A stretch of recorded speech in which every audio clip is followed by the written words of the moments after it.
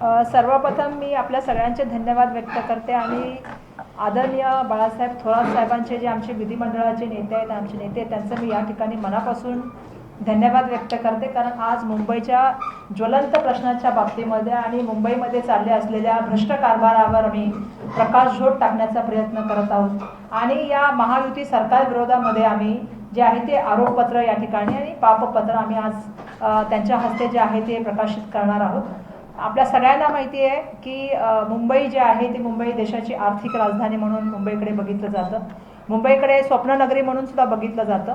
असं म्हटलं जातं की मुंबईमध्ये जो आला तो कधी उपाशी राहत नाही.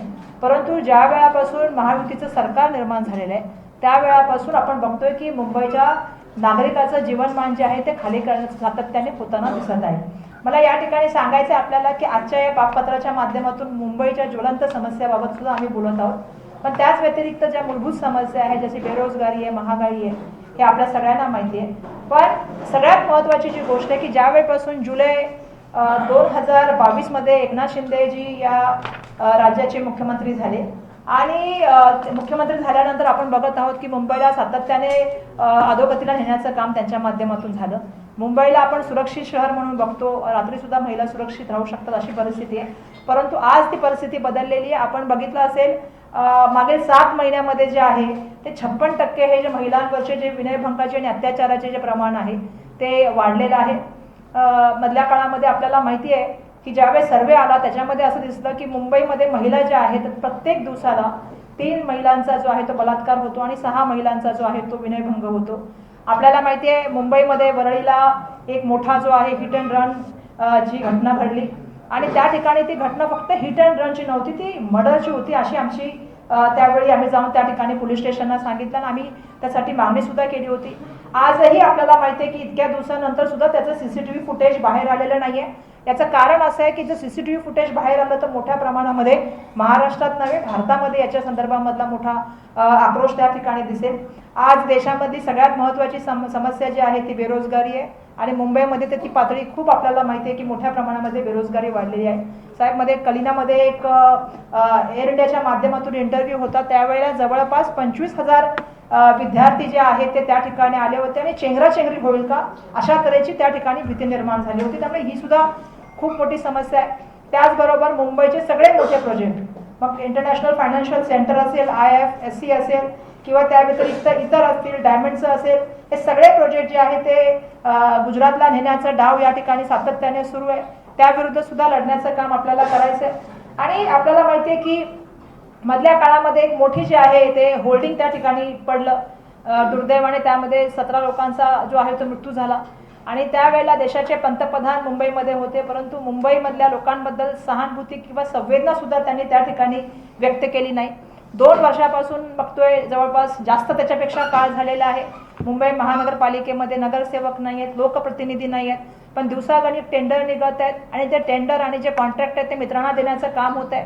आज सकाळी सुद्धा आम्ही बघितलं की मुंबईमध्ये रस्त्यामध्ये खड्डे पडलेले आहेत. खरं तर सांगण्यात आलं होतं मुख्यमंत्री महोदयांच्या माध्यमातून 6,000 कोटीचं टेंडर निघालं, परंतु दुर्दैवाने त्याचं सुद्धा 5% काम सुद्धा सुरू झालेलं नाहीये. आणि त्यामुळे विविध विषयासंदर्भामध्ये आम्ही आजच्या या पापपत्राच्या माध्यमातून आपल्या सगळ्यांसमोर काही गोष्टी उजागर करू इच्छितो.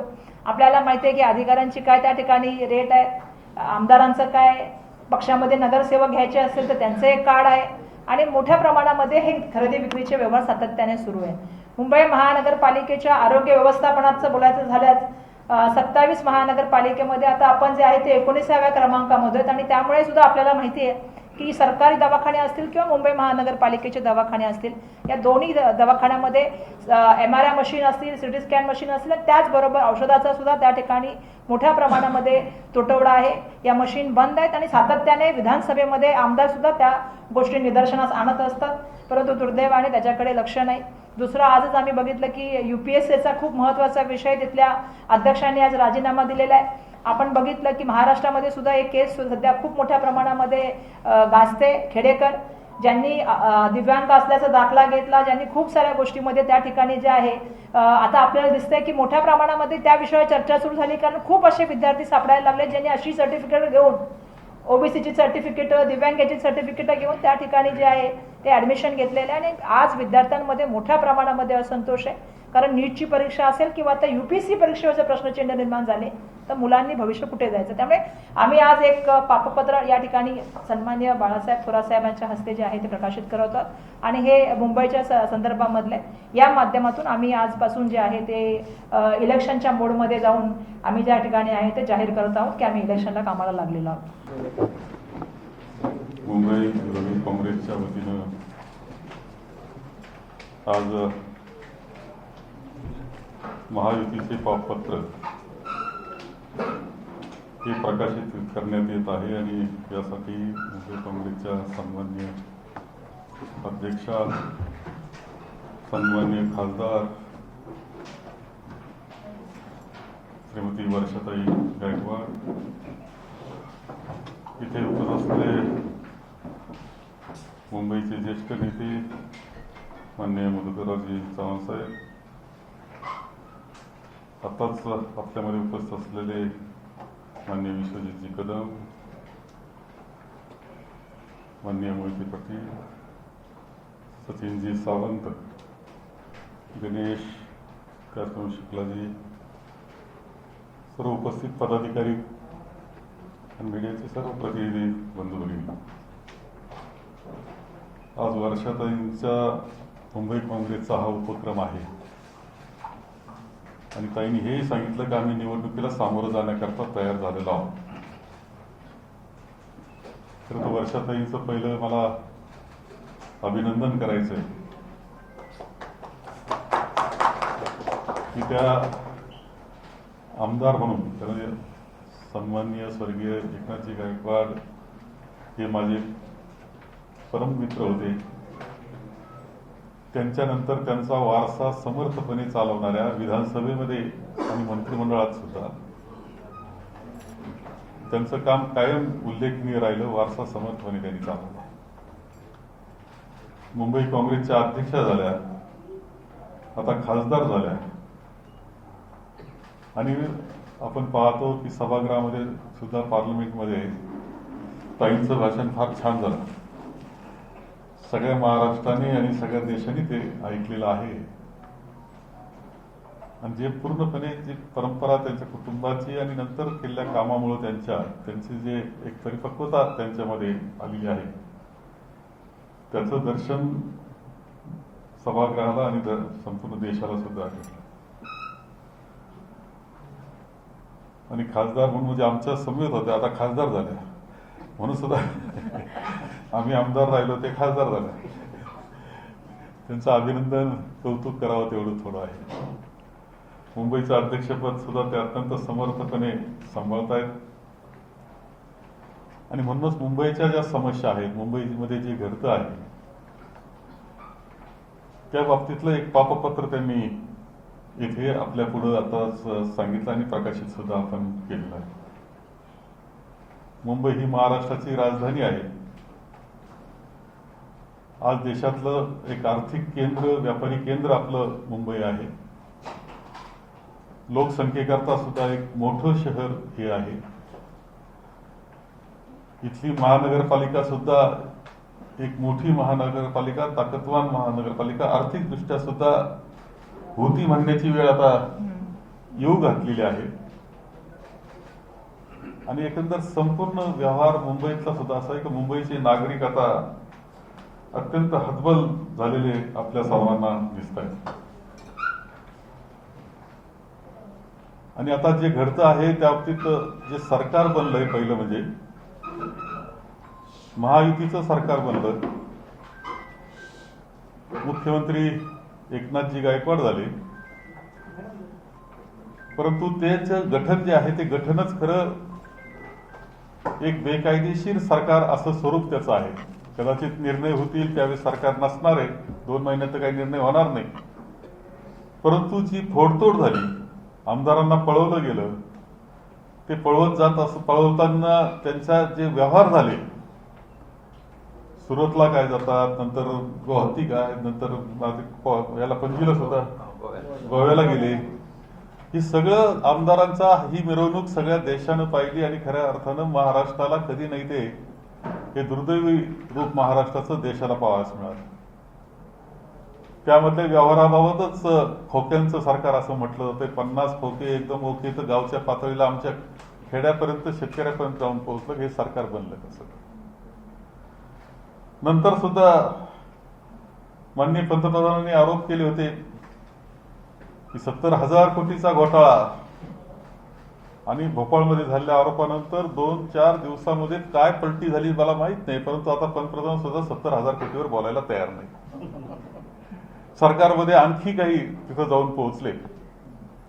हे सगळे जण गेले कसे, का गेले, याचा जर आपण सगळ्यांना समजतं ते का गेले, कसे गेले आणि कसं सरकार बनलं, हे स्वरूप पाहता हे सरकारच ज्या पद्धतीचं गठन आहे ते महाराष्ट्राच्या जनतेला बिलकुल मान्य नाही असं आहे.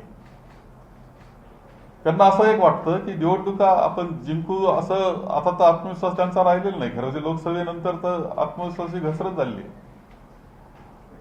पण भ्रष्टाचाराच्या माध्यमातून पैसा उभा करण्याचा कार्यक्रम मोठ्या पद्धतीनं सगळीकडे चालू आहे. जसं मुंबईचं ताईनं सांगितलं त्या पद्धतीनं सगळ्या राज्यामध्ये भ्रष्टाचार मंत्रालय पातळीपासून सुरू झालेला आपल्या सगळ्यांना दिसतोय, आणि त्याचे परिणाम सुद्धा जनतेला भोगावे लागत आहेत. आणि म्हणून भ्रष्ट सरकार असाच उल्लेख या सरकारचा आम्हाला करावा लागणार आहे. ताईंनी धारावीच्या जमिनीचं इथे उल्लेख केला. धारावी करता अदानींना जी जमीन दिली ती एवढ्या मोठ्या किमतीची जमीन 25% फक्त रक्कम द्यायची, ती बी रेडी रेकनरच्या. बाजार मूल्य तर किती 1000 कोटीचं आहे. ते रेडी रेकनरच्या 25% ती जमीन मिळणार त्यांना, आणि ती जमीन मिळाल्यानंतर सरकारी मोकळी जमीन आपली, ती जमीन मिळाल्यानंतर पुन्हा ती कधी परत केली जाणार आहे असं काही नाही. याचा अर्थ प्रचंड मोठा फायदा हा अदानींना करून देण्याचं काम त्यांनी केलेलं आपल्याला दिसत आहे. याच पद्धतीनं आपण पाहतोय की जमिनीचे व्यवहार आणखी काही होत असताना दिसत आहेत, आणि अत्यंत काळजीच्या गोष्टी आहेत. महालक्ष्मी रेस्कोरच्या बाबतीत नेमकं स्वरूप समजायला तयार नाही. कुर्ला डेअरीची जमीन त्यांनी दिलेली आहे. आरेच्या जंगलाच्या बाबतीत प्रश्न आहे. परंतु ताई तुम्हाला आणखी एक गोष्ट सांगतो की वरळीची असलेली आरेची जे ऑफिस आणि त्यांची दुग्धशाळा होती, ही मोठी जागा आहे, आणि या जागेच्या बाबतीत सुद्धा काहीतरी गडबड चालली अशी चर्चा सुरू झालेली आहे, कुजबूज चालू झालेली आहे की हिचं सुद्धा कशी विल्हेवाट लावायची आणि त्यामधून कसा पैसा उभा करायचा याच्या बाबतीतलं काहीतरी घडतं आहे. परंतु संपूर्णपणे मुंबईकरांचं आणि महाराष्ट्राचं लक्ष आहे की इतकी महत्वाची जागा, प्राईम प्लेस आहे, सिलिंग तिथून सुरू होते आहे, सगळ्या पद्धतीनं अत्यंत महत्वाची जागा पुढच्या कालखंडामध्ये ठरणारी ती जागा आहे. तिच्या बाबतीत सुद्धा काहीतरी घडतं आहे, ही कुजबूज सुरू झालेली आपल्याला दिसते आहे. गुन्हेगारी प्रचंड वाढलेली. ताईने उल्लेख केला तो फक्त कदाचित मुंबईपुरता असेल, पण महाराष्ट्रात सुद्धा मध्यंतरी हिट अँड रनच्या किती घटना घडल्या, पुण्यामध्ये सुद्धा ही घटना घडली आपण पाहिली, आणि त्याला वाचवण्याचा प्रयत्न कोण करतं? सरकार पक्ष यांना वाचवण्याचा प्रयत्न करतो असं दिसतंय. ही अशीच घटना नागपूरमध्ये घडली, अशीच घटना औरंगाबादमध्ये घडतायत, आणि हे सगळे धनदांडग्यांचे मुलं बेफाम होऊन गाड्या चालवतायत, ते ड्रग्सच्या अंमलखाली गेलेले आहेत, आणि त्यांना वाचवण्याचा प्रयत्न सरकार पक्षातल्या लोकांकडून होत असताना दिसतो. हे सुद्धा आपल्याला लक्षात घेतलं पाहिजे. अंमली पदार्थाचा प्रचंड हैदोस. पुण्यामध्ये काही 1000 कोटीचे अंमली पदार्थ सापडणं ते मुंबईमध्ये नसेल असं समजण्याचं कारण नाही. या 2 वर्षामध्ये असं काय घडावं का एवढ्या मोठ्या पद्धतीनं अंमली पदार्थ येत आहेत आणि आपल्या सगळ्या युवक वर्गामध्ये ते पसरतायत, त्यांची पिढी बर्बाद करण्याचं काम चाललेलं आहे. हे घडतंय कसं? ह्या 2 वर्षातच का घडतं? यामध्ये कोणतं रॅकेट आहे, कोण आहे याच्यामध्ये गुंतलेलं? निव्वळ ते अंमली पदार्थ विकणारे धरून चालणार नाही, त्याच्या मुळाशी गेलं पाहिजे, आणि ते जे रॅकेट आहे त्याचा जे सूत्रधार आहे ते त्यांना पहिलं ते उद्ध्वस्त केलं पाहिजे. ही गरज आहे, परंतु तसं होत असताना दिसत नाही. याची सुद्धा काळजी महाराष्ट्रातल्या जनतेला निश्चितपणे वाटते आहे. गुन्हेगारी वाढत असताना महाराष्ट्रामध्ये असा पहिला अनुभव येतो की एक आमदार, विधिमंडळाचा सदस्य, सत्ताधारी पक्षाचा, तो पोलीस स्टेशनमध्ये गोळीबार करतो. कधी नाही तसे अनुभव हे आता येऊ घातले, कारण त्यांना असं आम्ही सत्तेमध्ये आहोत, आम्ही काही करू शकतो ही भावना त्यांच्यामध्ये निर्माण झालेली दिसते आहे आणि त्याचा परिणाम गोळीबार करण्यापर्यंत जातो. ह्या अनेक गोष्टी दुर्दैवानं महाराष्ट्रामध्ये दिसत आहेत. आपल्या सर्वसामान्य माणसाचं जीवन कठीण होत चाललेलं आहे. प्रचंड चलन फुगवटा हा होतो आहे. चलन फुगवटा होतो त्यावेळेस एक गोष्ट पाहतो आपण तर किमती वाढत आहेत सगळ्या गोष्टीच्या. याचं कारण चलनवाढ दिसते आहे. रुपयाची किंमत जर आता 84 रुपये, डॉलरची किंमत जर 84 रुपयापर्यंत गेली असेल, ज्यावेळेस ती 60-65 होती 14 साली, त्यावेळेस पंतप्रधानांचं भाषण मुद्दाम ऐका काय म्हणत होते ते. आता 84 रुपये जर डॉलरची किंमत झाली असेल, आता पंतप्रधान बोलायला तयार नाही, कुणी बोलायला तयार नाही. याचा अर्थ चलनवाढ, नोटा छापण्याचं काम आणि चलनवाढ चाललेली आहे. त्याच्यातून सर्वसामान्य माणूस भरडला जात असतो. जी महागाई वाढलेली आहे, ताईंनी महागाई किती वाढली याचा सुद्धा फार सुंदर या आरोपामध्ये तक्ता एक केलेला आहे. प्रत्येक जीवनावश्यक गोष्टीची किंमत एवढ्या, गॅसचे सिलेंडर, पेट्रोल, डिझेल, अन्नधान्याच्या बाबतीत सुद्धा या सगळ्यांच्या किमती इतक्या वाढतायत अशा पद्धतीनं की त्याचा परिणाम सर्वसामान्य माणसाला भोगावा लागतो. आपण जर पाहिलं तर ज्याची परिस्थिती चांगली, ज्याचं महागाई जसं चलनवाढ झालं तर त्यांचे उत्पन्न वाढतात, त्यांच्याकडे पैसा येतो. परंतु ज्यांचं उत्पन्न निश्चित आहे, म्हणजे ज्यांना 40,000च रुपये त्या कुटुंबाला मिळतात आणि महागाई मात्र वाढत राहते, त्या मध्यमवर्गीय अशा कुटुंबांचं पूर्णपणे आर्थिक जे नुकसान होतं, तो आर्थिक कोलमडून जातो त्याचा सगळा हिशोब महिन्याचा.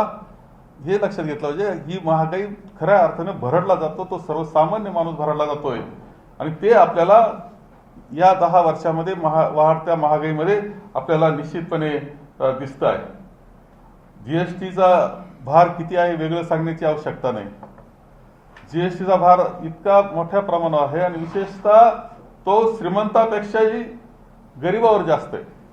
म्हणजे हिऱ्यावर फक्त 1.5% जीएसटी आहे, परंतु साध्या गोष्टी जर घेतल्या तर एखादी स्कूटी घेतली, फ्रीज घेतलं तर 18% जीएसटी आहे. आणि हे सगळं पाहिल्यानंतर यामध्ये सर्वसामान्य माणूस भरडला जातो आहे. धनदांडग्यांचं मात्र नुकसान होत नाही अशी अवस्था आहे आणि याच्यातून अत्यंत मोठा असंतोष हा मुंबईतल्या जनजीवनामध्ये सुद्धा झालेला आहे. खरं मुंबईचे जनजीवन, त्यांचे रस्ते, थोडासा पाऊस झाल्यानंतर पहिल्या दिवशी झालेले हाल हे वेगळं सांगण्याची आवश्यकता नाही. कायम पावसाळ्याची तयारी, मान्सूनची तयारी केली जाते आणि प्रचंड भ्रष्टाचार होतो आणि शेवटी जे हाल सर्वसामान्याचे होतात ते प्रचंड हाल होतात. ही नाले सफाईच्या माध्यमातून मान्सूनची तयारी म्हणजे नाले सफाई आणि ड्रेनेज सिस्टीम चांगली करण्याकरता तर ही सगळ्या गोष्टी घडतायत. एकंदर यांचा भ्रष्टाचार हे तुम्ही आमदारांच्या किमती ठरवायला लागले. आमदार जर अशा पद्धतीनं विक्री व्हायला लागली, घोडे बाजार व्हायला सुरुवात झाली, ती लोकशाही चालणार कशी? आणि एका बाजूला धनदांडग्यांना त्यांचे फायदे करून द्यायचे, त्याच्यातून पैसा उभा करायचा आणि त्याच्यावर आमदार खरेदी करण्याचा कार्यक्रम हा आपल्या सर्वांना पाहावयास मिळतो. त्याच्यातून हे सरकार बनलेलं आहे आणि त्यामुळं ह्या सरकारचं अशा पद्धतीनं भ्रष्ट मार्गानं बनलेलं सरकार जे आहे त्यांचा कारभार सुद्धा भ्रष्टच आहे हे सगळ्यांना जनतेला माहिती आहे. जनता याचा हा कारभार याचा पूर्णपणे कंटाळलेली आहे आणि त्याचा परिणाम आपल्याला जसा लोकसभेमध्ये दिसला त्याच्यापेक्षा मोठ्या प्रकर्षाने आपल्याला दिसेल, तो दिसेल आताच्या विधानसभेमध्ये.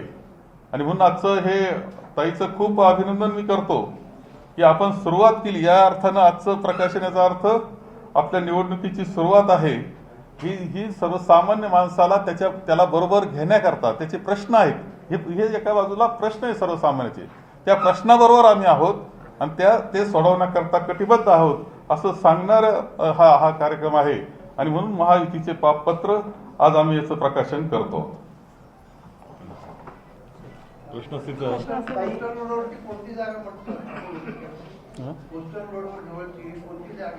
आरेच डेअरी नाही का, दुग्धशाळा वरळी डेअरी, ते आरेचेच आहे असते वरळी डेअरी. तुम्ही या पत्रामध्ये धारावीचा उल्लेख केलेला आहे, तुमचा जिव्हाळ्याचा विषय आहे.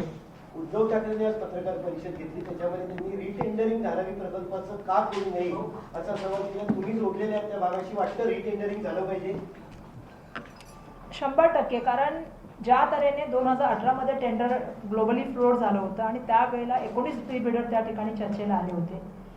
मग 19 बिडर आल्यानंतर सुद्धा या टेंडरमधल्या कंडिशन का डायल्यूट केल्या गेल्या हा आमचा पहिला प्रश्न आहे. ज्या तऱ्हेने कामाचे असलेलं क्षेत्रफळ, त्या ठिकाणी असलेला अनुभव आणि सगळ्या अटी ज्या आहेत त्या अटी शिथिल करण्याचं काम या सरकारने केलं. खरं तर मला वाटतं मुख्यमंत्री झाल्यापासून एकनाथ शिंदेनी एक योजना तर सुरू केलेली आहे, तो म्हणजे लाडका मित्र. दुर्दैवाने लाडका मित्राबद्दल कोणी लिहित नाही आहे. लाडका मित्र हे त्यांनी 2 वर्ष झाल्यापासून आल्यानंतर त्यांनी सगळ्यात पहिली सुरू केली. साहेबांनी एका वरळी डेअरीचा उल्लेख केला, पण आदरणीय मुख्यमंत्र्यांना प्रश्न विचारले गेले पाहिजेत आणि उपमुख्यमंत्री महोदयांना पण प्रश्न विचारले गेले पाहिजेत की लाडका मित्राबद्दल कधी बोलणार. लाडका मित्रासाठी तुम्ही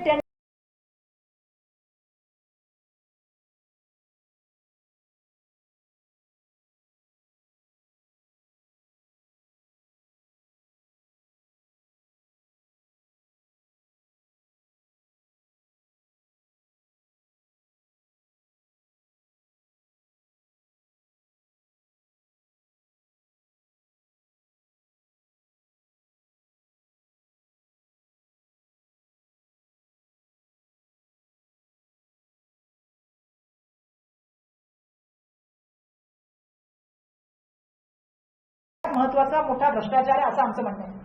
आणि म्हणून साहेबांनी एक विषय काढला, मी त्या विषयाला जोडून पुढे सांगते की अडाणींना किती जमिनी देणार आहात.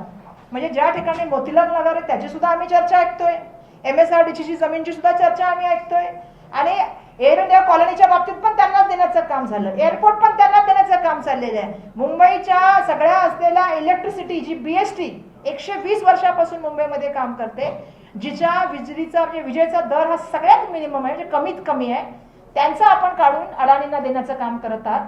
स्मार्ट मीटर नावाचं एक भूत त्या ठिकाणी आणलेलं आहे आणि सगळ्या गोष्टी कोणाला देण्याचं काम चाललंय, लाडक्या मित्राला चाललेलं आहे. आणि कधीपासून चालले, जेव्हापासून राज्याचे मुख्यमंत्री एकनाथ शिंदे साहेब झालेले. त्यामुळे देशाचे पंतप्रधान आणि राज्याचे मुख्यमंत्री यांच्या लाडक्या मित्रांना किती कॉन्ट्रॅक्ट गेली हे सुद्धा एकदा काढलं पाहिजे. मुंबई महानगरपालिकेचं सिमेंट कॉन्क्रीटच्या रस्त्याचं कॉन्ट्रॅक्ट कोणाला दिलं गेलं, लाडका मित्र. मधल्या काळामध्ये दत्तक वस्ती आणि शौचालय साफ करण्याचं कॉन्ट्रॅक्ट कोणाला काढण्यात आलं होतं, लाडका मित्र. त्यामुळे लाडका मित्र योजना मुंबई आणि महाराष्ट्रामध्ये जोरात सुरू आहे.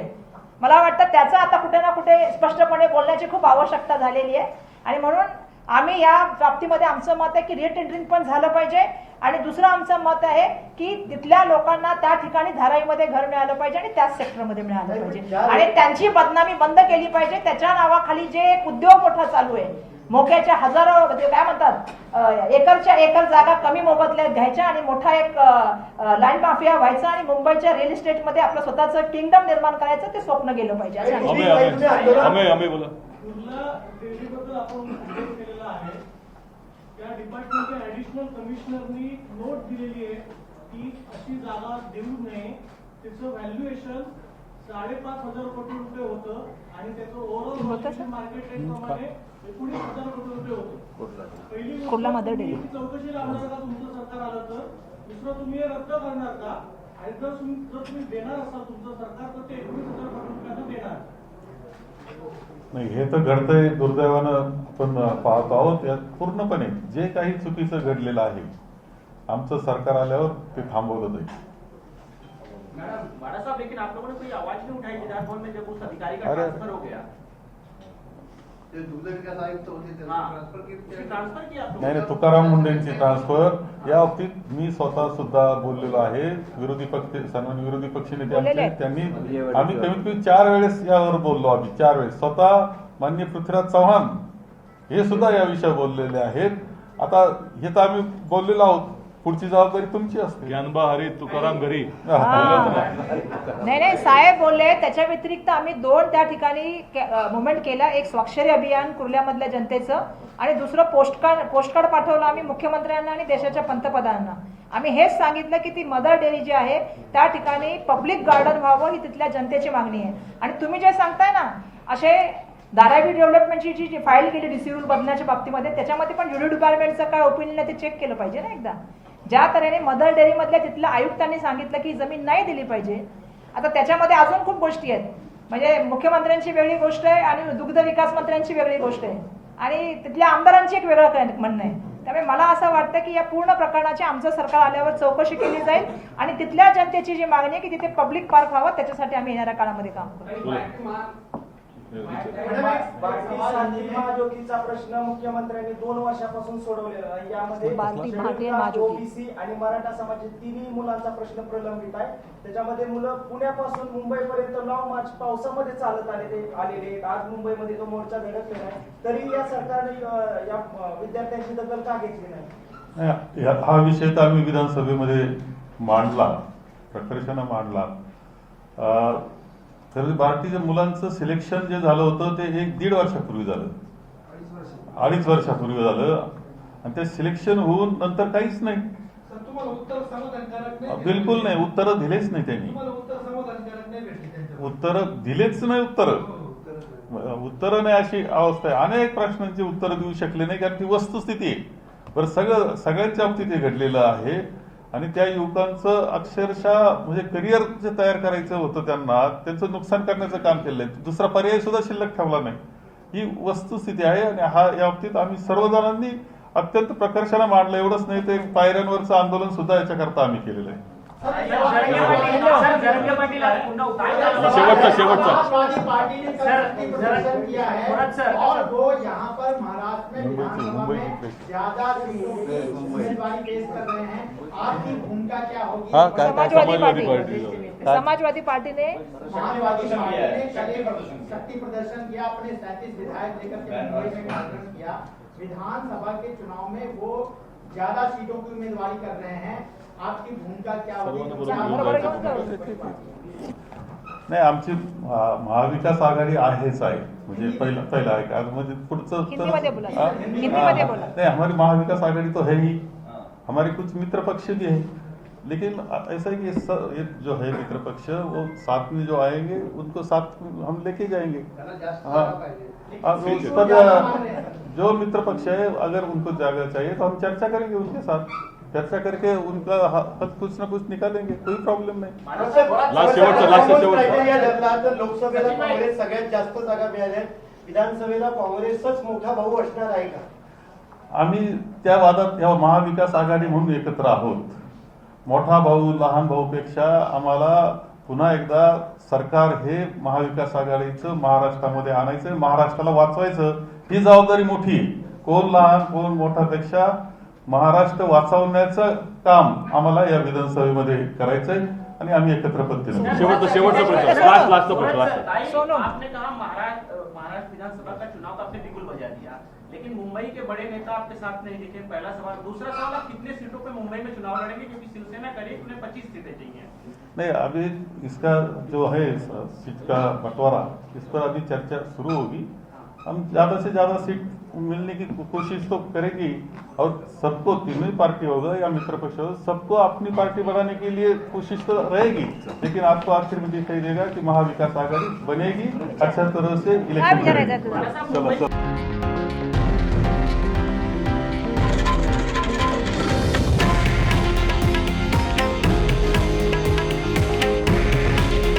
हे आहे देशातील नंबर 1 न्यूज नेटवर्क आणि आपण पाहत आहात TV9 मराठी. काळजी तुमची, हित महाराष्ट्राचं.